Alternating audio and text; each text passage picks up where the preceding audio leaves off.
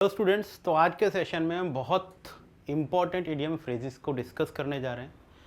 पहले भी मैंने कुछ वीडियो इडियम्स एंड फ्रेजेस की बनाई हुई हैं, आप चाहें तो उनको भी देख सकते हैं। और इस वीडियो में हम कुछ बहुत ही ज़्यादा इम्पॉर्टेंट इडियम फ्रेजेस को डिस्कस करने जा रहे हैं जो कि आपके आने वाले 2026 एसएससी सीजीएल एग्ज़ाम में पूछे जाने के चांसेस हैं। ठीक है, चलिए शुरू करते हैं।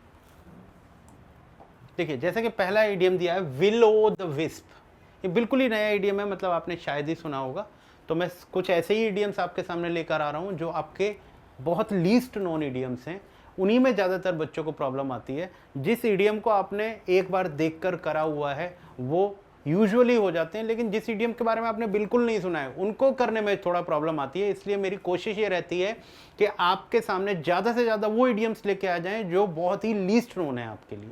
चलिए देखिए, willow the wisp. Willow the wisp का बेसिकली मतलब होता है कि आप कुछ ऐसे वादे कर रहे हो, कुछ ऐसी चीजें कर रहे हो जो कि एक्चुअल में रियल नहीं है और वो सिर्फ आपको लुभावने वादे दिए जा रहे हैं और ऐसा कुछ होने वाला नहीं है। तो विलो द विस्प बेसिकली वही चीज होती है, जैसे कि मैंने एक एग्जांपल में भी लिखा है, the promise of getting rich overnight is often willow the wisp. मतलब कोई आपको ऐसा प्रॉमिस करे कि आप ओवरनाइट इससे क्या हो जाएंगे, रिच हो जाएंगे, अमीर हो जाएंगे, तो ये क्या है, एक भ्रम है, ये क्या है, धोखा है, भ्रम है। तो विलो द विस्प बेसिकली क्या होता है, धोखा या भ्रम को कहा जाता है। तो बेसिकली इसका आंसर होगा एनीथिंग विच इल्यूड्स और डिसीव्स।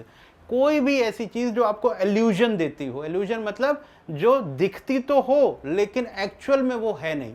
ठीक है, जैसे कि मिराज होता है, आप लोगों ने मिराज देखा होगा किसी रेगिस्तान में या रोड पर गर्मियों में आपने देखा होगा, दूर तक देखोगे तो वहाँ ऐसा लगता है जैसे पानी है, लेकिन जैसे जैसे पास जाओगे वो गायब होता चला जाता है।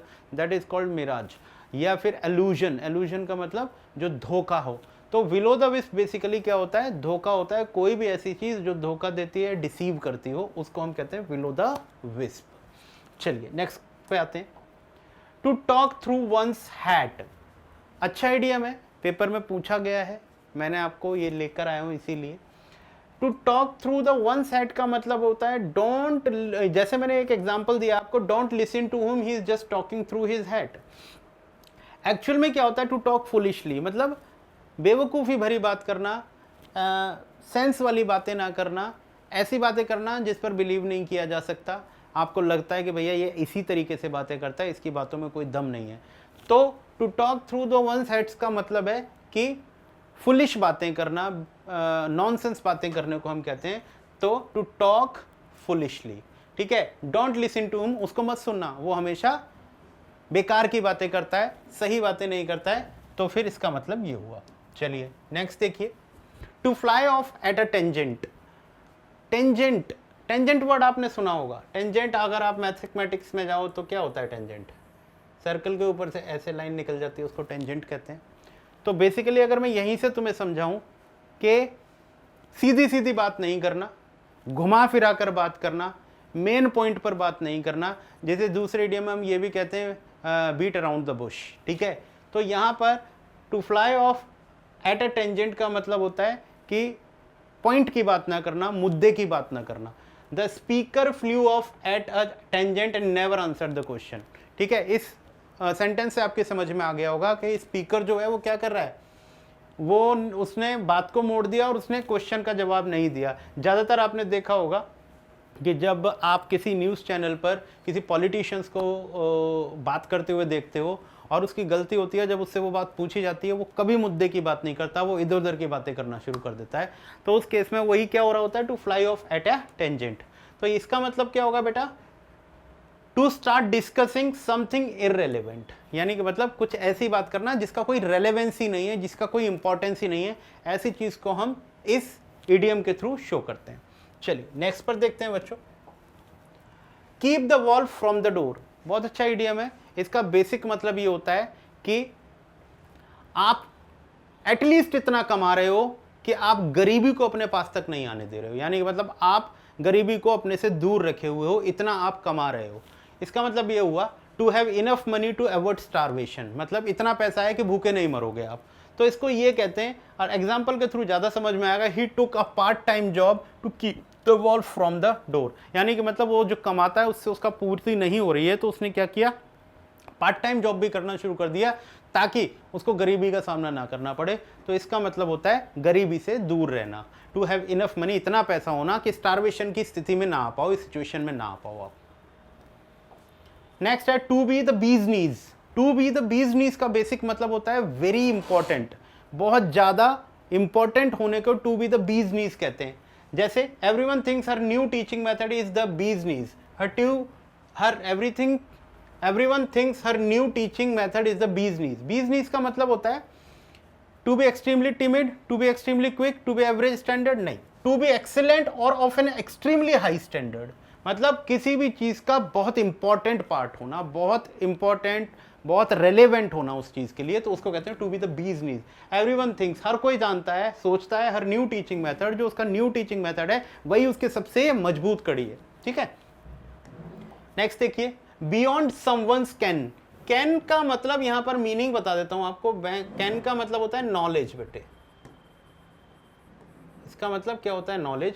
तो बियॉन्ड समवंस कैन का मतलब होता है कि आपकी नॉलेज से परे कोई चीज। अगर आपसे कोई ये पूछने लगे कि भगवान है या नहीं, तो सिर्फ आप ये कह सकते हो कि हाँ हो भी सकता है, नहीं भी हो सकता है। बट अगर आपसे कोई ये बोलने लगे कि नहीं आप बताओ भगवान है, तो आप ये बोल सकते हो मैं मानता हूं, मैं जानता हूं, ये कभी नहीं बोल सकते, क्योंकि जानने के लिए उसकी नॉलेज चाहिए और वो हमारी नॉलेज के बियॉन्ड है अभी। तो कोई भी चीज जब आपकी नॉलेज के बियॉन्ड होती है उसका मतलब होता है बियॉन्ड समवंस कैन। ठीक है, तो इसका आंसर क्या हो जाएगा, not within the range of someone's knowledge. The complexities of quantum physics are beyond my ken. Quantum physics की बात करें तो क्वांटम फिजिक्स एक बहुत अच्छा टॉपिक है, फिजिक्स का है, बहुत एडवांस टॉपिक होता है। तो उसमें बोला है कि भाई क्वांटम फिजिक्स मेरी नॉलेज के बाहर की बात है। बरी द हैचेट। हैचेट का मतलब समझते हो बच्चों, हैचेट क्या होता है, ये होता है ए स्मॉल एक्स। एक्स का मतलब कुल्हाड़ी, छोटी सी कुल्हाड़ी होती है ना जिसको हाथ में पकड़ लेते हैं, बड़ी नहीं छोटी सी कुल्हाड़ी, उसको। बरी का मतलब था गाड़ देना। तो पहले जमाने में क्या होता था कि हथियार को क्या करते थे, जब हमें किसी से दोस्ती करनी होती थी या सुलह करनी होती थी, हथियार को दबा दिया जाता था, जिसका मतलब होता था कि दोनों के बीच में पीस हो गया। तो बरी द हैचेट का भी यही मतलब होता है। तो ये हो जाएगा टू एंड अ क्वेरल और कॉन्फ्लिक्ट एंड बिकम फ्रेंडली। ठीक है, आफ्टर ईयर्स ऑफ राइवलरी, बहुत सालों की दुश्मनी के बाद दोनों भाइयों ने फाइनली क्या किया, दोस्ती कर ली या आपस में सुलह कर ली। नेक्स्ट देखो to be the cat's whiskers. अब तुम्हें पता है कैट्स विस्कर्स क्या होते हैं, कैट की जो मूछें होती है ना, कैट के जो होठ के ऊपर जो बाल होते हैं वो होना। अब हमें मालूम है कैट के जो विस्कर्स होते हैं वो उसके लिए बहुत इंपॉर्टेंट होते हैं, क्योंकि उसी से वो क्या करता है, चीज़ों को महसूस करती है वो। ठीक है, किसी मूवमेंट को महसूस करती है। तो इसका मतलब भी क्या होता है, बहुत इंपॉर्टेंट होना। एक तरीके से देखा जाए तो इसका मतलब भी बहुत इंपॉर्टेंट होना होता है। To be better than everyone else, to be as to be ostentatious, to be worse than everyone else, to be ostentatious. ठीक है, in the 1920s the style of music was considered the cat whiskers. इस type के style का music 1920 में बहुत important माना जाता था। ठीक है, ऑब्स्टेंशियस, ऑब्टेंटेशियस माना जाता था बेटा। ठीक है, चलिए नेक्स्ट। नेक्स्ट है he sat for a moment chewing the cud before he spoke. आपको पता है चूइंग द कड का क्या मतलब होता है। कड का मतलब ये होता है कि जैसे बहुत सारे जानवर होते हैं उनमें एक फीचर होता है कि वो अपना जो खाना होता है उसको हाफ डाइजेस्ट फूड को वो क्या करते हैं, वापस अपने मुंह में लाते हैं और उसकी जुगाली करते हैं। जुगाली आपने करते हुए देखा होगा, भैंस को, गाय को, जितने भी ये पशु होते हैं ये क्या करते हैं, कड करते हैं। और जब वो कड कर रहे होते हैं तो हमें कैसा नजर आ रहा होता है, जैसे कि वो कुछ सोच रहे हैं खाते खाते। तो चूइंग द कड का भी मतलब होता है पॉन्डर करना, किसी चीज पर मनन करना, किसी चीज के बारे में सोचना बार बार, तो उसको कहते हैं। तो क्या हो जाएगा, to think slowly and carefully about something. तो इसका आंसर ये हो जाएगा ही सेट अलोन, वो अकेला बैठा और चूइंग द कड ओवर हिज फ्यूचर प्लान, अपने फ्यूचर प्लान के बारे में वो सोचने लगा। चलिए नेक्स्ट, डॉग डेज। अब डॉग डेज जो है ना, बेसिकली ये जो डॉग डेज है ना, ये जो इडियम आया है वो डॉग स्टार से आया है। डॉग स्टार, डॉग स्टार जो है कॉन्स्टेलेशन का एक तारा होता है जो सबसे ज्यादा चमकता है, ब्राइटेस्ट स्टार होता है। अगर आपने पढ़ा होगा सीरियस, एक हमारा क्या होता है कॉन्स्टेलेशन होता है, वो क्या होता है डॉग शेप में होता है। डॉग शेप में उसमें एक स्टार होता है जो सबसे ज्यादा चमक रहा होता है। तो ये माना जाता है कि जब वो सबसे ज़्यादा चमकता है और जब वो सन के साथ में आता है तो उस समय सबसे ज़्यादा गर्मी पड़ती है। तो क्योंकि वो सबसे ज़्यादा गर्मी होती है उस समय, इसलिए उसको डॉग डेज बोल देते हैं, क्योंकि उस समय गर्मी बहुत होती है। तो डॉग डेज का बेसिकली मतलब होता है the hottest days of the summer. Summer के जो सबसे हॉटेस्ट डे होते हैं उनको डॉग डेज बोला जाता है। अब जैसे ये लिखा है, global warming has made even winters dog days in many parts of India. India के अंदर ऐसे बहुत से पार्ट हैं जहाँ बहुत ठंड पड़ा करती थी, लेकिन अब वहाँ पर भी गर्मी पड़ना शुरू हो गई है। क्यों? क्योंकि ग्लोबल वार्मिंग की वजह से। तो वहाँ के वो डेज जो होते हैं हॉटेस्ट डे माने जा रहे हैं। ठीक है, गर्मियों में आप दिल्ली का भी हालत देखते हो कि कहाँ तक टेम्परेचर पहुँच जाता है। तो डॉग डेज की मतलब होता है hottest day of the season. चलिए next, died in the wool. Died in the wool का मतलब होता है जब वूल में डाई की जाती है ना, तो वो वहां पर सेट हो जाती है बिल्कुल, मतलब उसको निकालना बहुत मुश्किल होता है, वो बिल्कुल सेट हो जाती है उसमें। तो उसका मतलब यही होता है कि unchanging in a particular belief of opinion, या तो ये easily influence by other opinions, an intensive person, a well trained person. क्या होगा? ही इज अ डाई, मतलब कहने का मतलब ये होगा easily influence by others opinions, नहीं ये नहीं होगा। एन इंटेंसिव पर्सन नहीं होगा, ए वेल ट्रेन्ड पर्सन नहीं होगा, unchanging in a particular belief और ओपिनियन, इसका ये होगा। यानी कि मतलब आप इतने, जैसे डाई में कलर कर दिया, मतलब वूल में डाई कर दी जाए और फिर उसको आप निकाल नहीं सकते, ऐसे ही वो पर्सन माना जाता है जिसके लिए ये यूज किया जाता है। वो ऐसा पर्सन होता है कि उसने जो बिलीव कर लिया है, उसने जिसे मान लिया है, उससे वो पीछे नहीं हटेगा। इसके लिए कहा जाता है died in the wool. He is a died in the wool cricket fan. Cricket fan का वो डाइड इन द वूल है। अब क्रिकेट को लेकर उसकी जो सोच है उसको आप कम नहीं कर सकते, कुछ नहीं कर सकते, वो डाई हार्ड फैन हो गया एक तरीके से उसका। तो डाइड इन द वूल का मतलब ये होता है। नेक्स्ट है to get out of bed on the wrong side. अब इस इडियम से ही थोड़ा याद रखो आप कि मोस्टली क्या होता है, जब आप सुबह उठते हो तो आपके उठने का एक ही पैटर्न होता है, आप जिस साइड में उठ रहे हो उसी साइड में हमेशा से उठते हो। लेकिन अगर कभी आप गलत साइड से उठ गए तो एकदम आप डिस्टर्ब हो जाओगे, और जब सुबह आप डिस्टर्ब हो गए तो आपका पूरे दिन मूड खराब रहेगा। तो एक्चुअल में ये वैसे ही है। तो इसका क्या मीनिंग होगा? To start the day in a funny way, to start the day in a bad mood. तो इसका आंसर क्या हो जाएगा? To start the day in a bad mood.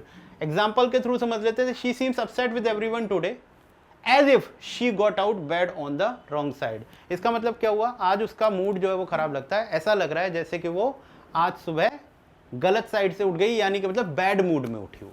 ठीक है, चलिए नेक्स्ट देखते हैं बच्चों।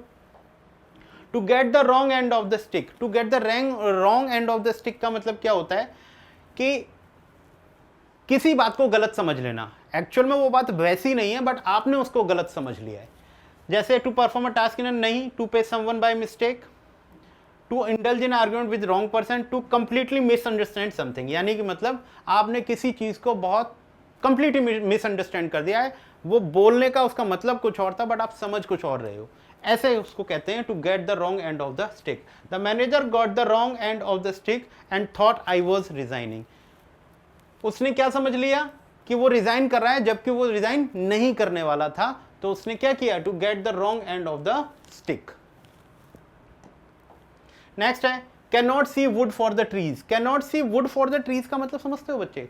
Can not see wood for the trees का मतलब होता है, जैसे एग्जाम्पल में दिया है, the manager was so concerned with the minor errors that he can not see the wood for the trees. यानी कि मतलब आप छोटी छोटी चीजों में इतना उलझ जाओ, इतना कंसंट्रेट करो कि उसका जो बड़ी चीज है उसको तुमने अवॉइड ही कर दिया।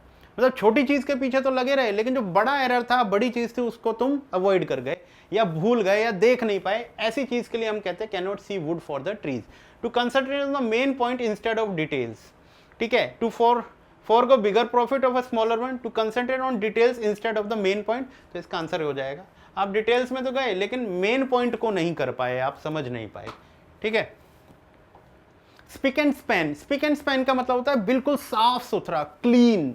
ठीक है, neat and clean, tidy. The house was spick and span before the guests arrived. तो ध्यान रखना है स्पिक एंड स्पैन का मतलब। द प्रोज एंड कॉन्स तो खैर सबको पता होगा। प्रोज एंड कॉन्स होते हैं एडवांटेज और डिसएडवांटेज। तो किसी चीज़ की अच्छाई या किसी चीज़ की बुराई को कहते हैं। Everything has its pros and cons. हर चीज़ की अपनी अच्छाई और बुराई होती है। इसका मतलब हुआ for and against. For and against का मतलब होता है प्रोज एंड कॉन्स। नेक्स्ट है at once back and call. At once back and call का मतलब होता है किसी की चाकरी करने के लिए 24 घंटे तैयार रहना, चुपचाप खड़े हैं, जैसे किसी ने बोला तुरंत भाग के चले गए, जैसे किसी ने बोला तुरंत भाग के चले गए, मतलब आप क्या हो, उसके बिल्कुल ऑर्डर पर तैयार खड़े हो, बिल्कुल सावधान खड़े हो, जैसे ही बोलेगा और तुम पहुंच जाओगे। इसका मतलब ये होता है, इसका मतलब हुआ completely compliant to another person, to be confident समझ, तो ये हो जाएगा completely compliant to another person. इसका मतलब king has dozens of his servant at his back and call, मतलब राजाओं के पास तो बहुत सारे लोग होते हैं जो उनके ऑर्डर को मानने के लिए 24 घंटे तैयार रहते हैं। तो बैक एंड कॉल का मतलब ये होता है। बच्चों आज का ये हमारा लास्ट ईडीएम है और मेरा हमेशा से कोशिश यही रहेगी कि मैं आपको 20-20 ईडीएम्स जो लीस्ट नोन है वो मैं डेली करवाता रहूं, जिससे कि अगर हम पूरे आपके एग्ज़ाम तक इनको करवाएंगे तो कम से कम नहीं तो हम 400 से 500 ईडीएम्स हम कर लेंगे, that is more than sufficient. ठीक है, चलिए जो आज का लास्ट है टू पे थ्रू द नोज। टू पे थ्रू द नोज का मतलब होता है कि आप किसी चीज़ के लिए बहुत महंगा पैसा पे कर रहे हैं। ठीक है, आप खुद ही सोचो, नोज के थ्रू जब आप पे करोगे तो कितनी दिक्कत होगी। वैसे तो नॉर्मली आप हाथ के थ्रू पे करते हो ना, लेकिन नोज के थ्रू पे करोगे तो कैसे पे कर पाओगे, डिफिकल्ट सिचुएशन में आ जाओगे ना। तो उसी तरीके से याद रखने की ट्रिक बनाई है मैंने। टू पे थ्रू द नोज का मतलब होता है किसी चीज का ज्यादा पैसा अदा करना। टू पे द डेब्ट ऑफ वंस फोरफादर्स, टू पे too much money for something.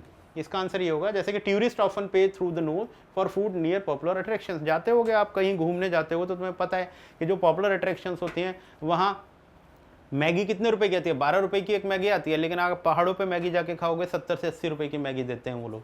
तो इस वहाँ पर आप क्या कर रहे हो, उस पर्टिकुलर एक मैगी की जो कि घर में बनाओगे तो 20 रुपए में बन जाएगी, वही मैगी को आप कितने पैसे में ले रहे हो, वहाँ पर 80 रुपए में दे रहे हो। तो इसका मतलब you are paying through the nose there. आई बात समझ में? तो ये बेसिकली हमारे 20 ईडियम्स थे, तो लीस्ट नोन थे जो SSC CGL या SSC एग्जाम से पूछे गए हैं। आई होप आपको सारे ईडियम्स समझ में आ गए होंगे। अगर आपको इसी तरीके की वीडियोस देखनी है तो सब्सक्राइब कर लें और शेयर करें हमारे वीडियोस को। Thank you so much for watching.